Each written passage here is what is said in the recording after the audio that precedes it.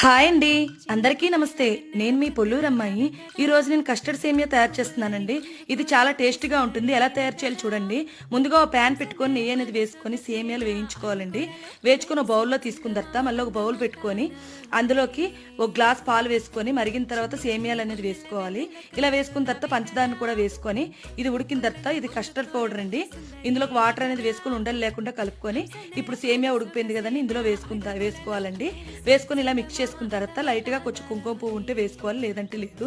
ఇప్పుడు దీన్ని డీప్ ఫ్రిడ్జ్లో పెట్టుకోవాలండి. కూల్ అయిన తర్వాత ముందుగా 2 గాజు గ్లాసులు తీసుకొని అందులోకి మనం సబ్జాలు అనేది వేసుకోవాలి. వేసుకున్న తర్వాత కస్టర్డ్ మిక్సర్ వేసుకున్న తర్వాత అలాగే మన దగ్గర ఉన్న డ్రై ఫ్రూట్స్తో కానీ డెకరేట్ చేసుకోవచ్చు. నేనైతే ఇలా డెకరేట్ చేశానండి. ఇప్పుడు పైన వచ్చేసి టూటీ ఫ్రూటీ అలాగే డ్రై ఫ్రూట్స్తో ఇలా డెకరేట్ చేశానండి. చాలా టేస్టీగా ఉంది.